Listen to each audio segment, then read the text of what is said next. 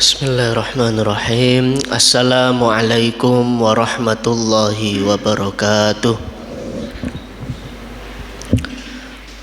Alhamdulillahilladzi wa kafa.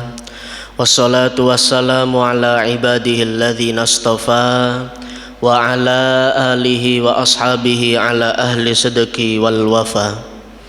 Asyhadu an la ilaha illallah wahdahu la syarikalah wa asyhadu anna Muhammadan abduhu wa rasuluh. Allahumma salli wa sallim wa barik ala nabiyyina Muhammad wa ala alihi wa ashabihi ajma'in. Qala Allah ta'ala fil Qur'anil Karim, a'udzu billahi minasyaitonir rajim. Bismillahirrahmanirrahim. Ya ayyuhalladzina amanu taqullaha haqqa tuqatih wa la tamutunna illa wa antum muslimun.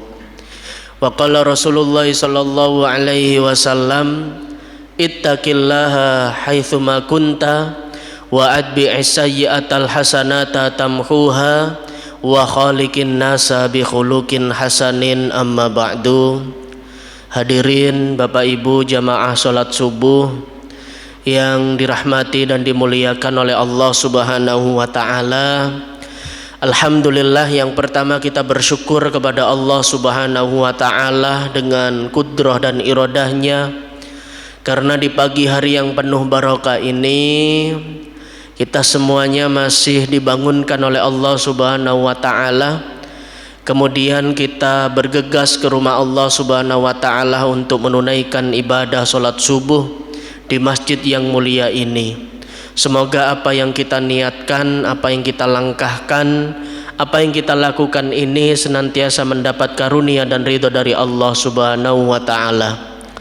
Kemudian yang kedua, salat serta salam semoga senantiasa terlimpah curahkan kepada junjungan kita Nabiullah Nabi Muhammad sallallahu alaihi wasallam, kepada keluarganya, para sahabat-sahabatnya, serta kaum mukminin dan mukminat yang senantiasa taat dan patuh kepadanya.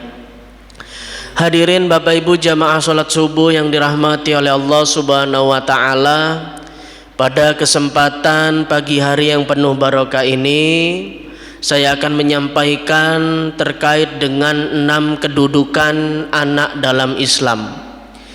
Mengapa ini perlu kami sampaikan? Karena pada hakikatnya hadirin, anak-anak yang sudah dititipkan oleh Allah Subhanahu wa taala kepada kita itu merupakan bagian dari ikhtiar kita, sarana kita, kebaikan kita yang diberikan oleh Allah Subhanahu wa taala.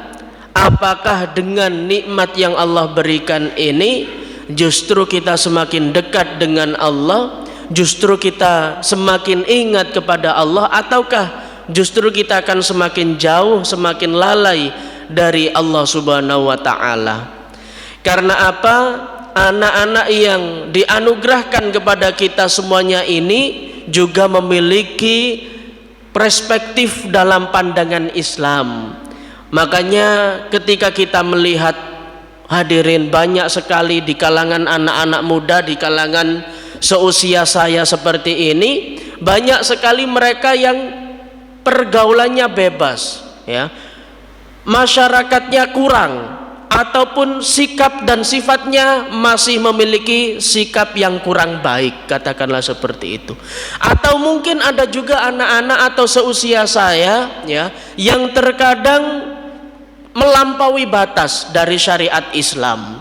Sekarang banyak Bapak Ibu hadirin yang dirahmati oleh Allah Subhanahu wa taala, seusia saya atau seusia 20 tahun ke atas itu adalah puncak-puncak di mana seseorang atau pemuda atau anak tersebut itu menikmati segala kemudorotan atau menikmati segala kejahatan dalam bentuk apapun itu.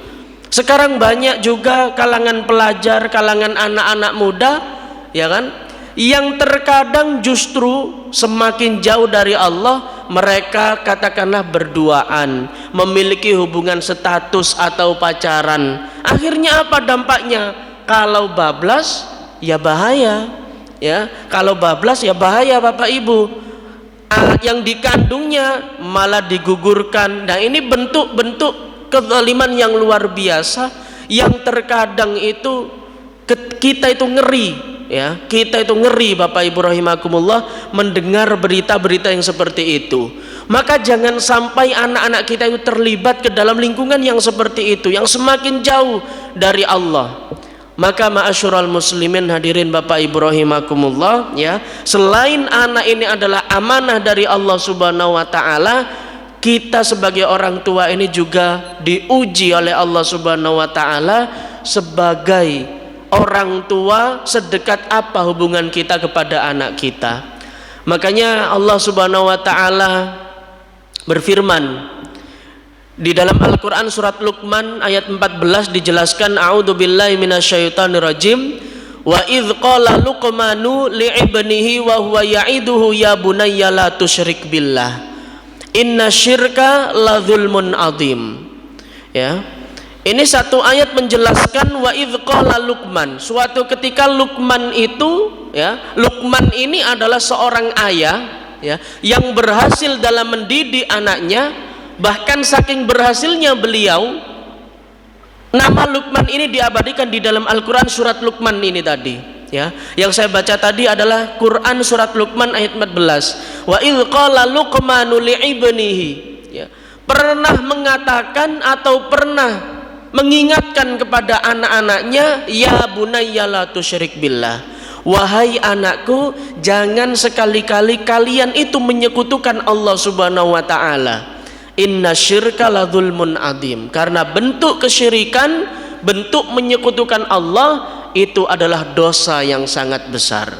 Coba bayangkan Bapak Ibu rahimakumullah, ya, anak yang di usia masih senang-senangnya, ya, mungkin belum balik, ya, ternyata masih dimotivasi oleh seorang ayah yang luar biasa, ya. Jangan sekali-kali kita, ya, atau anak kita ini menyekutukan Allah Subhanahu wa taala, karena bentuk kesyirikan itu adalah dosa yang sangat besar.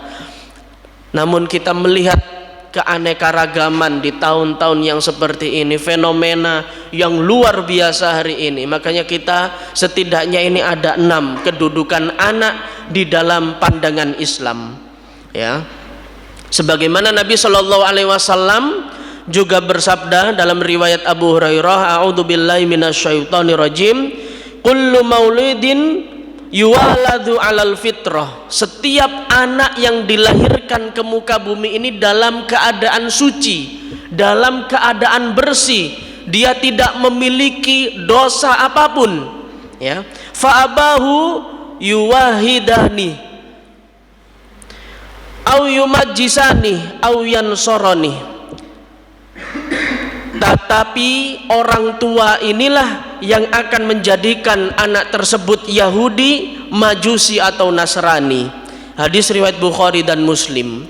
Satu hadis ini menjelaskan bahwa, ya, jangan sampai kemudian anak yang kita lahirkan Bapak Ibu rahimakumullah yang masih dalam keadaan suci, yang masih dalam keadaan bersih, justru dia akan tumbuh, berkembang, ya, menjadi dewasa, menjadi pemuda, akan tetapi, ya, kesalahan-kesalahan kita sebagai orang tua, tanggung jawab kita sebagai orang tua itu justru semakin fatal. Makanya Bapak Ibu rahimakumullah, ini hikmah, ya. Jangan sampai kita ini diberikan tanggung jawab oleh Allah, ya, memiliki buah hati anak yang sudah kita cintai ini, akan tetapi terkadang, ya, masih memberikan ekstra kesabaran bagi orang tuanya. Kedudukan anak dalam Islam ini juga dijelaskan dalam buku pendidikan Islam dalam dimensi Islam. Nah, ini jadi saya kutip melalui buku pendidikan anak dalam dimensi Islam yang ditulis oleh Azhari. Yang pertama adalah anak itu amanah dari Allah Subhanahu wa taala. Jadi anak ini adalah titipan dari Allah Subhanahu wa taala. Maka tugas kita sebagai orang tua, tugas kita sebagai orang tua, ya, ini tadi bagaimana kita ini bisa mendidik, membesarkan, memberikan haknya dan juga ada beberapa riwayat yang lain ketika umurnya sudah cukup ya dinikahkan. Nah, tugas-tugas yang seperti ini juga tak berat Bapak Ibu rahimakumullah, karena kita sudah mengetahui ya dalam ilmu psikologi itu dikatakan ya kenakalan anak itu ya dimulai sejak ia dari masa pertumbuhan. Masa pertumbuhan itu seusai masa-masa balik. Jadi pasca balik anak itu sudah remaja, sudah dewasa, sudah mumayyiz. Mumayyiz itu sudah bisa membedakan mana yang baik, mana yang buruk, mana yang pahala, mana yang dosa. Itu anak itu sudah mumayyiz. Itu masa pertumbuhan sampai dia berusia di tengah-tengah 19 tahun atau 18 tahun, berarti menginjak pasca kelulusan dari sekolah menengah atas, SMA, SMK atau sederajat. Itu masa-masa pertumbuhan anak. Makanya seneng-senengnya lari niku nggih usia-usia sak monten ya, usia SMP sampai SMA niki Bapak Ibu rahimakumullah. Nah, kenapa seperti itu? Karena ketika kita sebagai orang tua harus melakukan kedekatan kepada anak. Nah, kedekatan kita ini juga banyak, kedekatan emosional ya, kedekatan psikologisnya, kedekatan komunikasinya. Jangan sampai kita sebagai orang tua komunikasi kita dengan anak kita itu masih jauh, masih terjaga ya. Ketika anak salah kita tidak berani mengingatkan, padahal itu adalah orang tua perannya. Ketika misalkan anak kita lalai misalkan, atau misalkan katakanlah bandel, nakal, maka kita sebagai orang tua harus mengingatkan, karena di masa-masa pertumbuhan ya. Makanya amanah dari Allah Subhanahu wa taala yang harus kita jaga. Nah, bagaimana menjaganya? Salah satunya adalah dengan cara mendidik, seperti didikan dari kisahnya Luqman ini tadi. Bapak Ibu rahimakumullah, tidak hanya itu ya, selain kita mendidik, maka kita harus memperkenalkan anak itu dalam keadaan pertumbuhan yang lebih baik, lingkungannya yang baik, teman-temannya yang baik. Karena di usia-usia seperti itu adalah usia kesenangan mereka ya.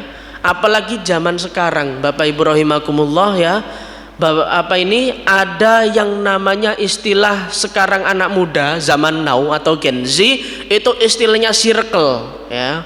Circle, mereka itu memiliki ikatan pertemanan atau persahabatan atau kedekatan dengan teman-temannya. Itu circle ya. Nah, circle ini ya, kalau saya pernah membaca dalam penelitian, 82% itu tidak baik ya, tidak baik bagi anak kita. Karena apa? Anak kita mungkin yang awalnya mau ke masjid, yang awalnya mau membaca Al-Quran, yang awalnya mau belajar ke sekolah ya, justru karena pertemanan yang segelintir ini mereka akan dipengaruhi. Dari mana? Dari teman-temannya. Makanya hati-hati sekarang itu, jenengan lihat wis teng sekolah gitu mawon, pasti dia itu memiliki ikatan yang seperti itu ya. Engko gurune mboten cocok ngajar nggih dirasani ngoten niku nggih ya.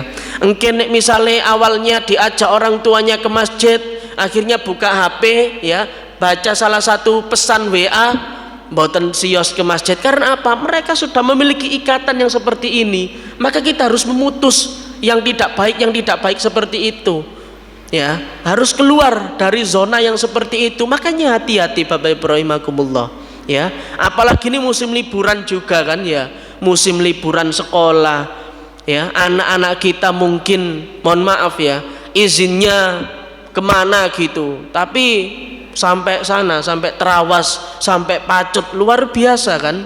Nah, inilah Bapak Ibu rahimakumullah yang harus kita waspadai. Maka salah satu jalan utamanya ya, ketika anak kita sudah memasuki usia-usia kesenangan seperti itu atau usia dalam pertumbuhan ya, maka kita sebagai orang tua harus memperkenalkan anak itu untuk senantiasa ingat kepada Allah Subhanahu wa taala. Nek waktune salat nggih, ayo diajak salat teng masjid. Nek waktune ngaji nggih, ayo diingatkan kalau misalkan waktune ngaji, orang tua nggih ikut ngaji. Mungkin nek misalkan waktune sekolah nggih ayo diingatkan ya, diobrak-obrak niku Bapak Ibu nggih ya. Waktune sekolah ibadah ya. Karena itu bentuk dari ikhtiar kita kepada Allah Subhanahu wa taala. Sebagaimana Allah tegaskan ya, tidak mengacu kepada anak kita, karena tugas kita ini adalah di dalam Quran surat Az-Zariyat ayat 56. A'udzubillahi minasyaitonirrajim.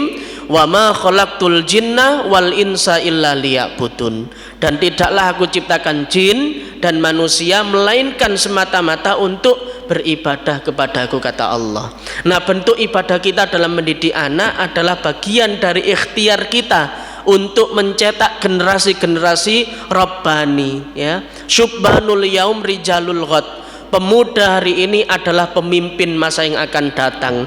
Maka kita sebagai orang tua harus menciptakan anak-anak kita, generasi-generasi kita untuk menjadi pemimpin masa yang akan datang.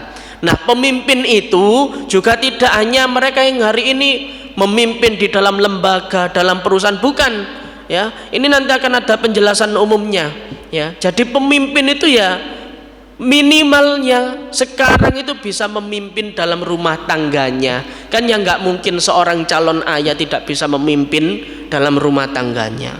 Nah, ini yang pertama ya Bapak Ibu rahimakumullah. Yang kedua ini adalah titipan dari Allah Subhanahu wa taala, amanah dari Allah Subhanahu wa taala. Kemudian yang kedua, kedudukan anak ya. Yang nomor dua ini adalah anak itu merupakan anugerah dan nikmat dari Allah Subhanahu wa taala.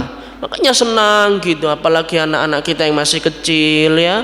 Nah, digendong, dihibur dan lain sebagainya. Mungkin nangis nggih ditumbasaken napa pentol nggih ya, napa permen, susu dan lain sebagainya. Karena masa-masa pertumbuhan, masa senang-senangnya. Ya. Inilah Bapak Ibu rahimakumullah. Yang kedua itu adalah anak ini sebagai nikmat dari Allah Subhanahu wa taala, anugerah dari Allah Subhanahu wa taala ya. Sebagaimana di dalam Quran surat Asy-Syura ayat 49 sampai 50 ya. A'udzubillahi minasyaitonirrajim. Lillahi mulkus samawati wal ard yakhluqu ma yasha yuhabu liman yasha'u inatha. Kata Allah Subhanahu wa taala, milik Allah kerajaan langit dan bumi, Dia yang menciptakan apa yang Dia kehendaki. Dia juga yang akan memberikan anak perempuan. Wa yuhabu liman yasha'u dzukur. Dan kepada siapa yang Dia kehendaki, dan Allah Subhanahu wa taala juga akan memberikan kepada anak laki-laki yang Dia kehendaki pula. Jadi Bapak Ibu rahimakumullah nggih, anak kita ya yang sudah dilahirkan ke muka bumi itu merupakan bagian kehendak Allah Subhanahu wa taala ya. Terkadang itu kalau misalkan dalam masa-masa kehamilan beberapa bulan ya, kemudian di OSG gitu, oh ini kata dokternya anaknya perempuan nanti. Nah, ternyata mohon maaf nanti yang keluar laki-laki. Nah, itu kan terkadang juga ada. Itu namanya prediksi. Akan tetapi Allah itu yang lebih maha menghendaki. Makanya dengan ikhtiar-ikhtiar seperti ini ya, kita tidak bisa request ya. Kita tidak bisa request karena kita manusia biasa.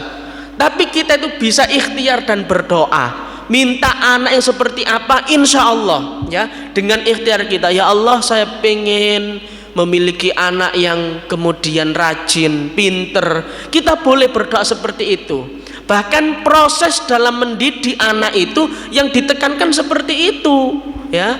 Dengan kita berdoa, dengan ikhtiar kita, pengorbanan kita kepada anak-anak kita itu ya, itu kan bagian dari ikhtiar Bapak Ibu. Itulah yang akan prosesnya anak kita, yang mengantarkan prosesnya anak kita. Entah itu dia menjadi baik, entah itu dia menjadi nakal, kurang baik, ya tergantung dari kita. Apalagi masa-masa pertumbuhan. Di dalam lanjutan ayatnya, ayat 50, au yuzawazuhum dakrona wa inatha, atau dia yang menganugerahkan jenis laki-laki dan perempuan loh, ya. Anugerah dari Allah. Jadi kita harus menerima, ya. Menerima dari pemberian Allah Subhanahu wa taala. Dan ini Bapak Ibu rahimakumullah, ya, terkadang kalau misalkan kita kembalikan ke zaman sekarang itu, ya, ke zaman sekarang Bapak Ibu rahimakumullah, apalagi anak-anak muda hari ini terkadang itu menyepelekan hal itu, ya. Menyepelekan hal itu maksudnya gimana Bapak Ibu? Ketika mereka itu sudah terjerumus dalam lingkungan-lingkungan yang tidak baik, ya, lingkungan-lingkungan yang banyak maksiatnya itu, terkadang mereka itu seenaknya gitu loh, seenaknya melakukan perbuatan keji, perbuatan itu yang hari ini viral loh. Contohnya Bapak Ibu rahimakumullah, kemarin viral, ya, lagi-lagi anak muda terjun ke mana, nyemplung teng pundi, teng Rolak Kali Brantas. Mereka ternyata tekanan depresi, entah itu tekanan kehidupankah atau tekanan karena kesehatannya kurang paham juga. Tapi yang kemarin itu coba, ya, nyemplung teng Kali Rolak karena apa? Karena putus dari cinta, putus dari pacaran loh. Luar biasa. Istilah Bapak Ibu rahimakumullah, nek misalkan arah tujuannya itu tidak baik, pasti permasalahannya pun juga tidak baik. Itu yakin itu. Makanya kita sebagai orang tua ya harus bisa berani menekankan anak kita jangan sampai terlibat ke zona yang seperti itu. Luar biasa, ya. Bahkan kemarin saya melihat berita di Malang itu juga ada, ya. Karena mereka ini menjalin status hubungan, ya, uang rezekinya ayahnya, orang tuanya dihabiskan hanya karena perempuan loh. Ini kan luar biasa. Karena pergaulannya tidak sehat Bapak Ibu rahimakumullah. Padahal ini adalah bagian dari anugerah, nikmat, akan tetapi kok terkadang menjengkelkan. Nah, ini nanti masuk di poin yang selanjutnya, ya. Makanya hati-hati Bapak Ibu rahimakumullah, ya, ketika kita memiliki anak-anak yang usia pertumbuhan tadi, pasca balik sampai dia menginjak usia SMA, harus ekstra sabar, ya. Itu masa-masa pertumbuhannya anak, masa senang-senangnya anak, nggih masa nakal-nakale anak. Saestu niku kula nggih pun tau ngalami polai. Nah, yang ketiga Bapak Ibu rahimakumullah, anak itu adalah ujian. Nah, ini, ya, anak itu adalah ujian atau cobaan. Nah, tinggal kita yang sabar atau mboten. Nah, ini yang poin yang ketiga, ya, ujian dari Allah Subhanahu wa taala, ya. Dalilnya jelas di Quran surat At-Taghabun ayat 15. Innama amwalukum wa auladukum fitnah wallahu indahu ajrun adim. Sesungguhnya hartamu dan anak-anakmu hanyalah cobaan bagimu, dan di sisi Allah pahala yang sangat besar.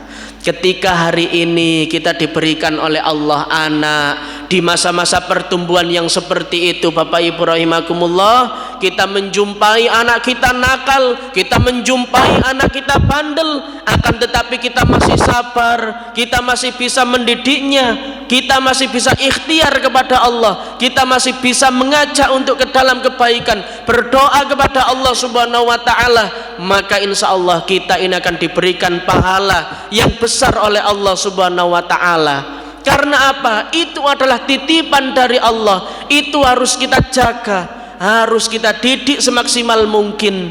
Makanya jalan satu-satunya Bapak Ibu rahimakumullah, ikhtiar kita selain kita berdoa, kita kenalkan anak-anak kita untuk semakin dekat dengan Allah Subhanahu wa taala. Kita kenalkan ke rumah Allah, kita ajak membaca Al-Qur'an.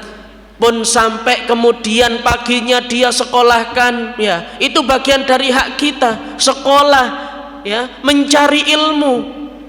Namun mohon maaf, sorenya, malamnya dia sik ngelutus dolen, izine teng pundi ngoten, tapi kita izini mawon tanpa komunikasi dari orang tua. Kajenge teng pundi nak, misalkan seperti itu dolennya. Nah, dolen ini nggih kata bentuke enten sing dolen-dolen model ngoten niku nggih ya. Apa maneh niki teng kota luar biasa, ya kan? Nah, harus kita awasi, sekalipun diizinkan ya harus memberi batasan waktu. Bapak Ibu mungkin nek sampai bablas niku nggih bahaya. Mantu jam 10, jam 11, 12, Masya Allah lari-lari sakniki niku nggih ngoten niku lho Bapak Ibu. Napa malengken niki pun Sabtu malam Ahad niku luar biasa.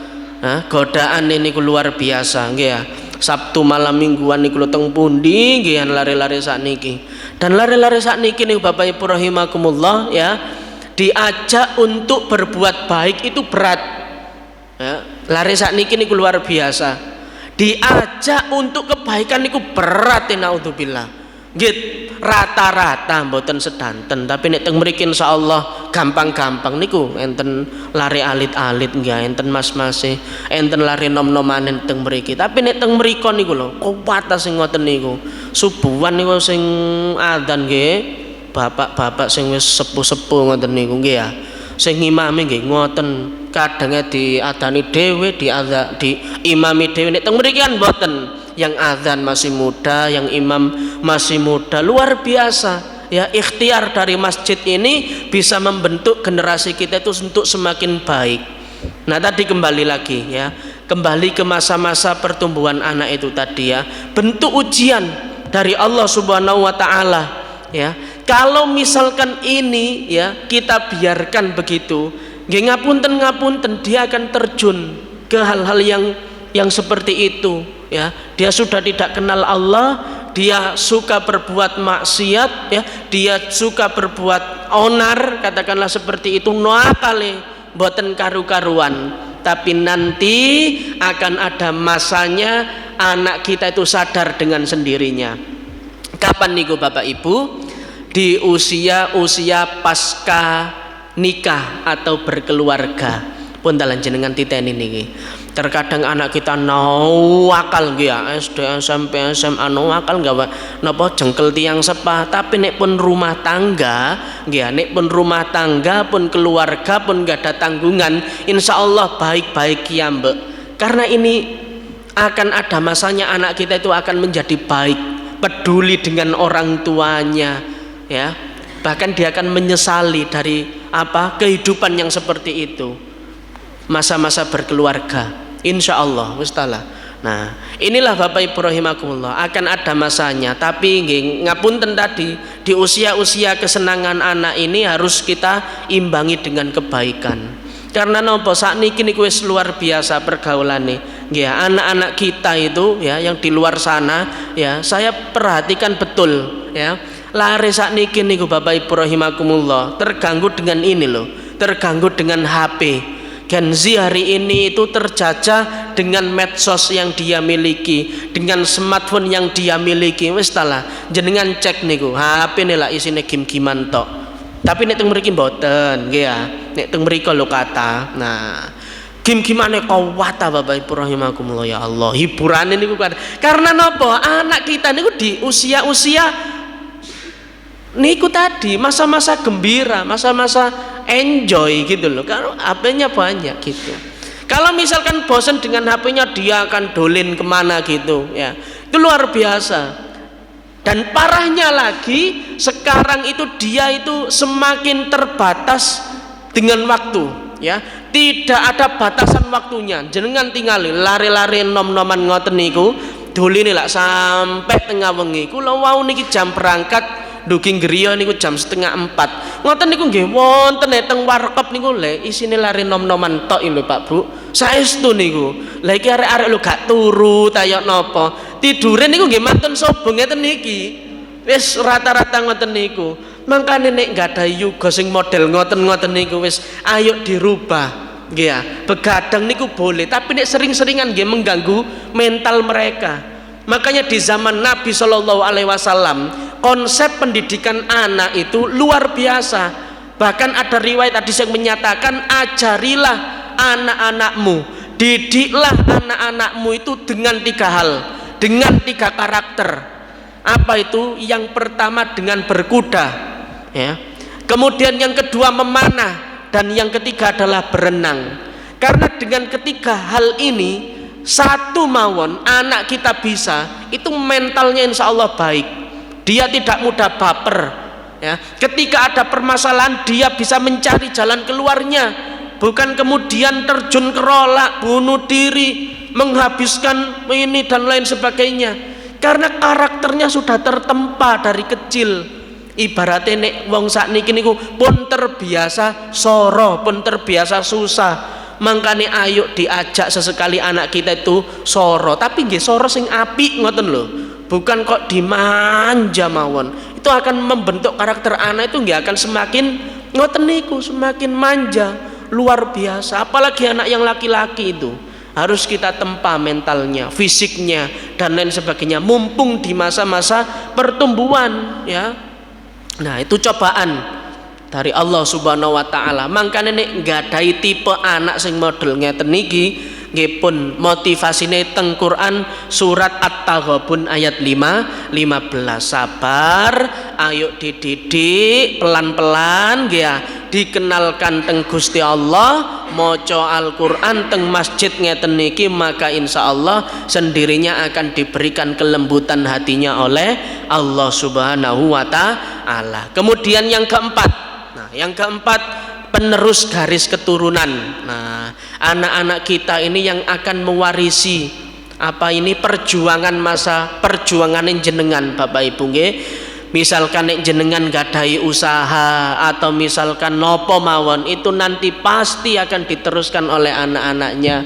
Atau misalkan hari ini yang ayahnya menjadi guru, yang menjadi dokter atau profesi yang lainnya, sekalipun menjadi petani, dia juga yang akan mewarisi perjuangan orang tuanya.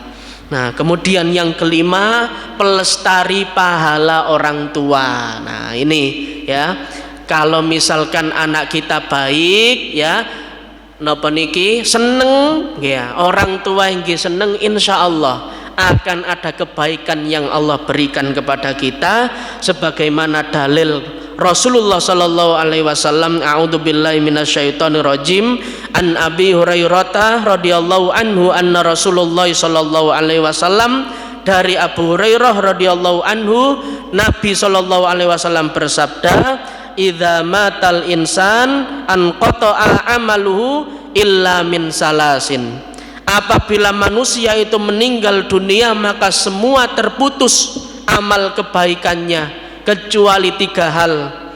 Illa min sodakotin jariyah, sodakoh jariyah. Jadi nek misale wonten anak Adam sing meninggal, semua perjuangannya terputus, semua kebaikannya terputus kecuali sodakoh jariyah. Au ilmin yuntafa'u bih, ilmu yang bermanfaat Bapak Ibu nggih ya. Termasuk ngeten niki, kita niki sami-sami noto ati, noto pikir, menuntut ilmu, majelis ilmu ngeten niki.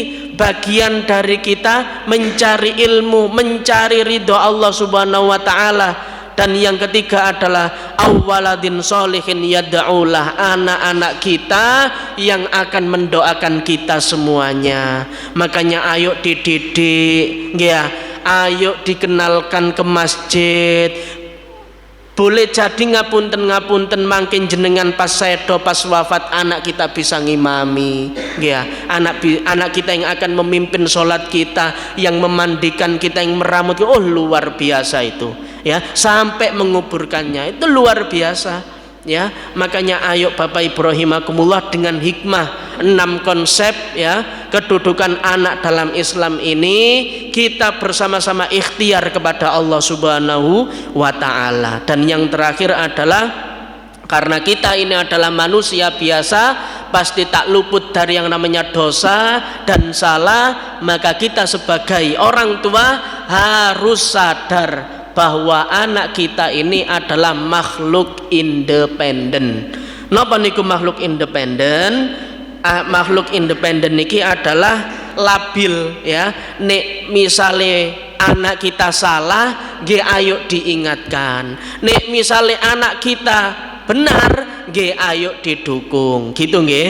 Nah, artinya apa? Terkadang anak kita niku nggih nggadahi kesalahan, boten panjenengan, boteng tetanggane, boteng gurune, nggih, ayo dielingkan bersama-sama, diingatkan bersama-sama karena masa-masa labil. Mungkin nek misale katakanlah di akhir semester membawa prestasi, nah orang tuanya gembira, tetap kita dukung. Dengan harapan apa?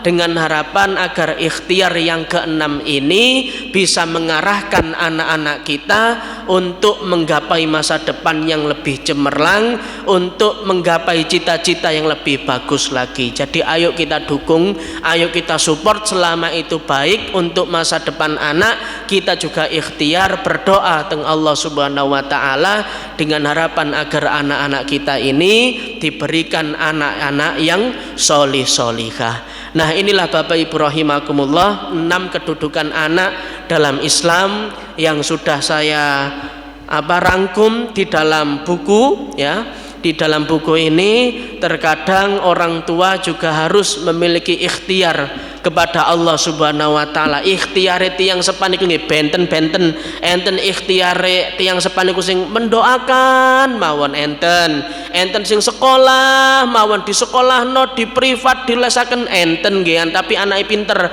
cerdas. Enten malih orang tua sing ikhtiare dipondokaken pun pasrah teng ustad teng kiyaine, wis jenengan didik kiai ustad, karakternya nanti akan tertepang nggih wonten. Jadi mboten saged disamakan, ikhtiarnya kita itu nggih benten-benten. Inilah Bapak Ibu rahimakumullah yang dapat saya sampaikan, dengan harapan agar kita semuanya ini, peran kita sebagai orang tua ini bisa memiliki rasa tanggung jawab kita. Insya Allah semuanya akan ada hikmahnya. Anak kita terkadang nakal nggih wonten hikmahe, anak kita kadang nggih mendel baik nggih wonten hikmahe. Semuanya akan ada hikmahnya selama kita ini masih di jalan yang baik, masih di jalan yang diridhoi Allah Subhanahu wa taala. Semoga dengan majelis ilmu yang penuh barokah di pagi hari yang penuh mulia ini, kita semuanya masih diberikan keistiqomahan oleh Allah untuk bisa menggapai kemenangan dan ampunan dari Allah Subhanahu wa taala. Dan kita juga berharap kepada Allah dengan majelis ilmu yang seperti ini bisa ikhtiar kepada Allah untuk membina generasi kita, mencetak anak-anak kita untuk menjadi pemimpin di masa yang akan datang. Insya Allah hari ini, pagi ini kita berkumpul di masjid yang dimuliakan oleh Allah. Nanti di hari kiamat di surganya Allah kita akan berjumpa kembali di surganya Allah Subhanahu wa ta'ala. Amin amin ya rabbal alamin. Demikian yang dapat saya sampaikan, kurang dan lebihnya saya mohon maaf yang sebesar-besarnya. Hadanallahu wa iyyakum ajma'in wal afu minkum. Wassalamualaikum warahmatullahi wabarakatuh.